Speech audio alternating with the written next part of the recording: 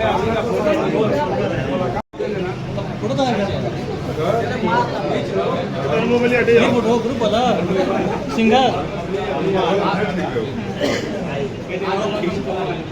संयुक्त राष्ट्र संघ में पूर्वांचल से अगर कोई पहली बार सांसद जाकर बोला है तो इसका श्रेय घोसी के मालिकों को जाता है, मेरे नेताओं को जाता है जिन्होंने मुझे मौका दिया कि मैं यहाँ चुनाव लड़ूं, और बाकी जो लोग इस बात के लिए चयन करते हैं कि कौन जाए, उनको भी मैं धन्यवाद करना चाहता हूँ।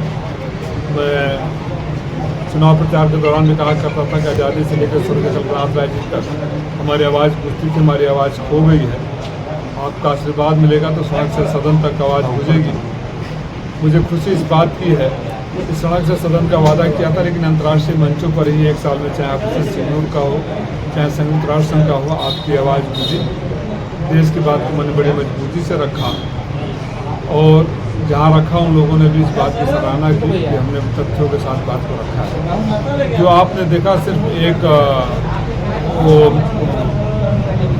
मेरा वक्तव्य था, इसके अलावा भी पैरेलली कई देशों के साथ, जैसे Japan, Brazil, France, Zimbabwe, African country के साथ, यूनाइटेड नेशन के अधिकारियों के साथ, UNDP के अधिकारियों के साथ, IT के अधिकारियों के साथ, कि दुनिया में बैलेंस के साथ विकास कैसे किया जाए और बड़े विकसित देशों के भेदभाव को कैसे समाप्त किया जाए।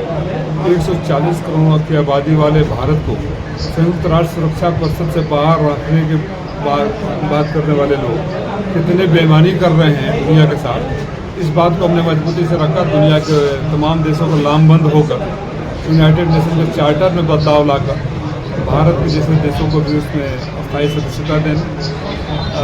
अगर दुनिया की 1/5 आबादी निर्णय लेने वाली कमेटी से बाहर है तो कोई भी निर्णय बेईमानी होगा।